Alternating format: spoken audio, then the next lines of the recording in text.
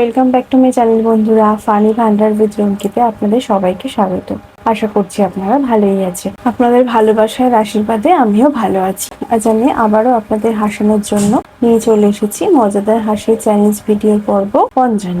অন্যান্য পর্বগুলির মতন এই পর্বটিও কিন্তু খুবই মজাদার। আশা করছি আপনাদের ভালোই লাগবে। ভিডিওটি যদি ভালো লেগে থাকে একটি লাইক কিন্তু অবশ্যই করে দেবেন, আর আমার এই চ্যানেলটিকে সাবস্ক্রাইব করতে একদমই ভুলবেন না। এই ভিডিওতে আমি যাদের কন্টেন্ট ইউজ করেছি তাদের সকলকে অসংখ্য ধন্যবাদ, ভালোবাসার কৃতজ্ঞতা জানিয়ে আজকের এই পর্বটি শুরু করছি।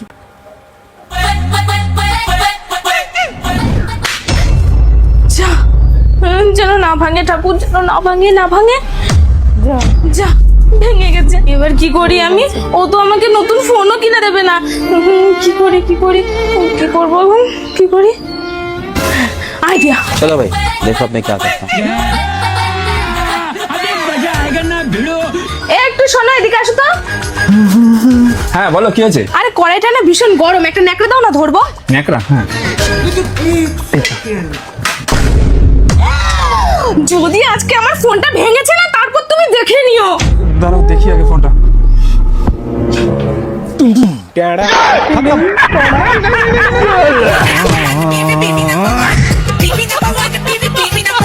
আচ্ছা অনু, মনে করো তুমি একটা প্লেন উড়াচ্ছ। সেই প্লেনে 3 জন খ্রিস্টান আছে, 3 জন মুসলমান আছে, এসহ প্রায় 50 জন যাত্রী আছে। সেই প্লেনটা আমেরিকায় গিয়ে সঠিকভাবে ল্যান্ড করলো। তারপর সবাই নেমে যার যার বাড়িতে চলে গেল। এবার তুমি বলো, তাহলে প্লেনের পাইলটের নাম কি? পাইলটের নাম? কই, তুমি তো পাইলটের নাম বলনি। আমি পাইলটের নাম বলছি। না না, তুমি তো বলেছো যে 3 জন মুসলিম উঠেছে, 3 জন খ্রিস্টান উঠেছে। কই, পাইলটের নাম তো তুমি বলনি। আমি পাইলটের নাম শুরুতেই বলে দিয়েছি। শোনো, তুমি ফালতু ফালতু প্রশ্ন আমাকে করো না তো। ভালো লাগে না যত সব ফালতু প্রশ্ন করবে।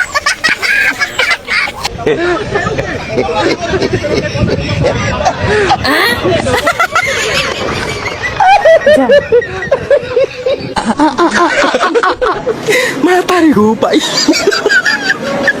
हेलो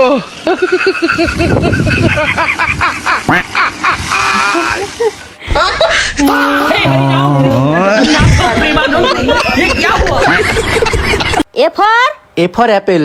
কতবার বলেছি 2026-এ এবিসিডির ধারা পাল্টে গেছে। কালকে তো শিখিয়েছিলাম, ঠিক করে বল। এ ফর আরে বাপ রে। বি ফর কি করে? ঠিক আছে, সি ফর চলো, কি করে? D for E for F for. তো কতবার বলেছি বাড়িতে যদি কোনো অতিথি আসে সবার আগে চা আর জল খাওয়ার কথা জিজ্ঞাসা করবি। ঠিক আছে বাবা। আরে যাই আসুন আসুন, বসুন বসুন বসুন। নমস্কার বিশ্বমশাই। চা জল খাওয়ার কথা। ও বিশ্বমশাই বলছি চা জল খাওয়া আনেননি সঙ্গে করে?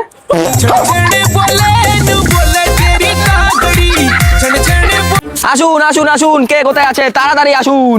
টিকিট মাত্র 100 টাকা। কত? 100 টাকা। যে দাঁত কেলানির হাসি থামাতে পারবে তাকে দেওয়া হবে নগদ 10,000 টাকা পুরস্কার। আসুন আসুন তাড়াতাড়ি আসুন। আমি খেলবো। শোনো ঠাকুমা, যদি দাঁত কেলানির হাসি থামাতে পেরেছো তাহলে এক্ষুনি নগদ 10,000 টাকা দিয়ে দেবো, আর যদি না থামাতে পেরেছো তাহলে 100 টাকা তোমার গেল। হ্যাঁ ঠিক আছে।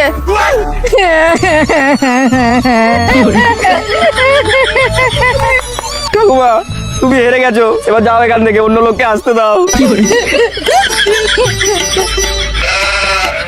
আসুন আসুন আসুন, আর কিছুক্ষণ মাত্র আছি আপনাদের পাড়ায়। যে এই কেলানি হাসি থামাতে পারবে নগদ 10,000 টাকা পুরস্কার। কোথায় আছে? আমি খেলবো। সালা দাদা, নিয়ম জানেন তো? তবে আমি কানা নাকি? এখানে তো লেখা আছে, দেখতে পাচ্ছি তো আমি। ঠিক আছে শুরু করো তাহলে।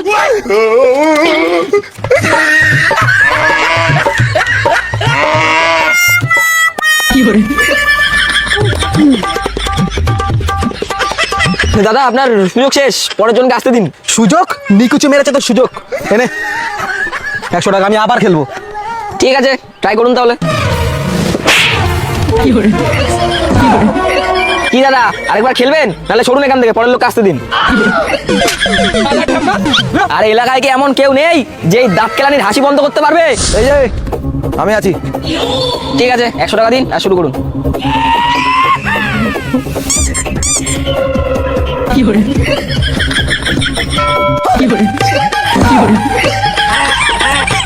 চল 10,000 টাকা বার কর। বলছি দাদা এটা কি হলো ব্যাপারটা ঠিক বুঝলাম না। ব্যাপার কিছুই না, ব্যাপার হচ্ছে এইটা। Tissue tissue.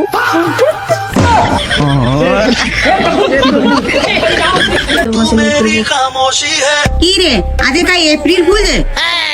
কেন? না কই রে। আচ্ছা বছরে একদিন ঠকালে কো এপ্রিল ফুল, তাহলে সারা বছর ঠকালে কি কইবি?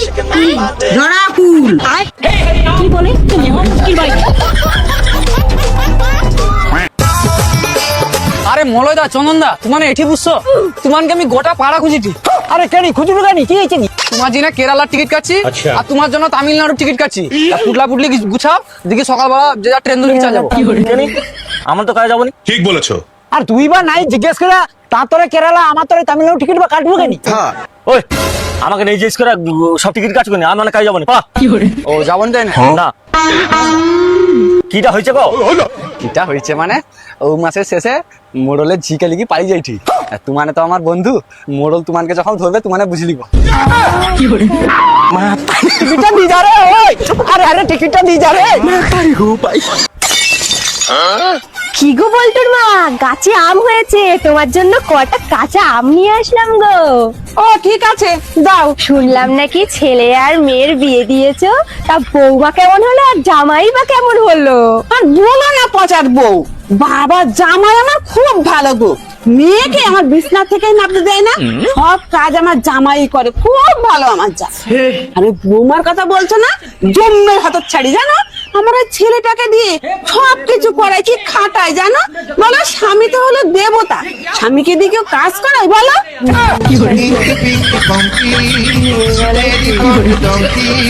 আমার বাবা মা এই ছেলেটার সাথে বিয়ে ঠিক করেছে, আর তুমি কোনোদিনও যেন আমার সাথে যোগাযোগ করার চেষ্টা করো না। আর শোনো, তুমি যেন অন্য ছেলেদের মতন আমার জন্য যেন নেশা করো না, কথা দাও। ঠিক আছে আমি কথা দিলাম, আমি কোনো নেশা করবো না। তুমি তো আমাকে কথা দিয়েছিলে যে তুমি আর মদ খাবে না, তুমি সেই আবার মদ খাচ্ছো। আরে পাগলে তুমি আমার ভুল বুঝো না, আমি ছেলে হয়ে যদি মদ না খাই ছেলেদের বদনাম হয়ে যাবে না? আচ্ছা বাদ দাও, হঠাৎ করে ফোন করে ডাকলে কেন তুমি আমাকে? আমি সব বলছি, তুমি 2 মিনিট এখানে বসে, আমি চিপসটা নিয়ে আসছি। ও যতক্ষণে আসছে ততক্ষণ আমি একটা সেলফি তুলে নিই। তোর ওই মেয়ের সাথে বিয়ে ঠিক আছে না? ওই দেখ বসে মদ খাচ্ছে দেখ। ওই মেয়ে যদি তুই বিয়ে করে সমাজে মুখ দেখাতে পারবি তুই? বন্ধু তোমার বিশাল বড় উপর করে দেখাই। আর শোনো, শনিবার আর মঙ্গলবার আমি নিরামিষ খাই, আর বাকি কদিন তুমি আর আমি একসাথে বসে মদ খাবো। চলো এখন তুমি বাড়ি চলো। हे हरि राम कृष्ण जगन्नाथ प्रेमानंदी, ये क्या हुआ? गलाव में पानी आ गया।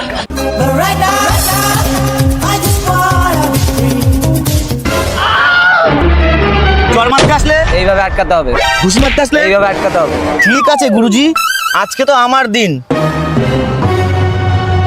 এই যে 2000 টাকা দাও তো, পার্লারে যাব। টাকা নেই। এত বড় সাহস! হ্যালো গুরুজি, বেলনি দিয়ে মারলে কি করতে হবে সেটা তো শেখালেন না। আমি নিজেই উঠতে বসতে বেলনির বাড়ি খাই, এর কোনো প্রতিকার নেই। ফোন রাখ।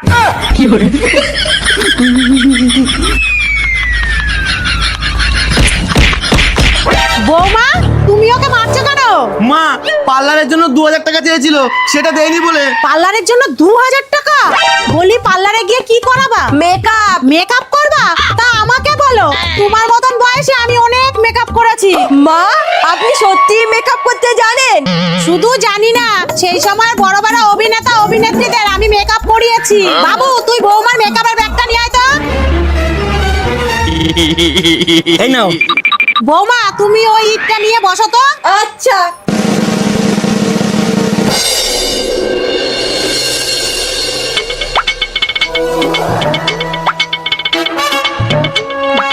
বাবু দেখে যা হয়ে গেছে।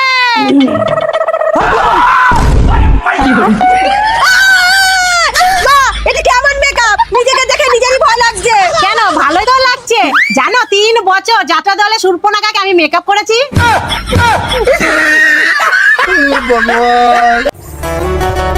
জয় কি সুন্দর বলো মন্দিরটা। আরে আরে ওকে ধরে আরে। ঠিক আছে দাঁড়াও দাঁড়াও। আরে শোনো ঠান্ডা কিছু হলো না। স্বামী বিবেকানন্দের বাণীটা তোমার মনে নেই? সারাদিন চলার পথে যদি কোনো বাধা না আসে তাহলে তুমি নিশ্চিত ভেবে নিও তুমি ভুল পথে চলছো।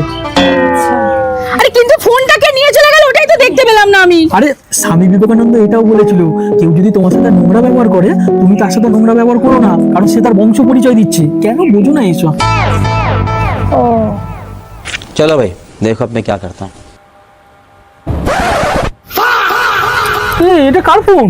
এটা তো আমার ফোন, ওটা তো তোমার ফোন ছিল যেটা তুমি কালকে কিনেছিলে।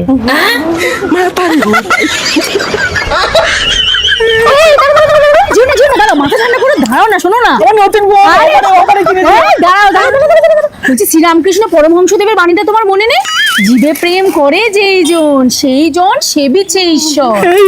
আমার নতুন ফোনটা। ভিডিওটি কেমন লাগলো অবশ্যই কমেন্ট বক্সে কমেন্ট করে জানাবেন। ভিডিওটি যদি ভালো লেগে থাকে একটি লাইক কিন্তু করে দেবেন। এরকম আরো মজার ভিডিও পেতে আমার এই চ্যানেলটিকে সাবস্ক্রাইব করতে একদমই ভুলবেন না। খুব শিগগিরই দেখা হবে নতুন একটি পর্বে। ততদিনের জন্য ভালো থাকবেন, সুস্থ থাকবেন। ধন্যবাদ।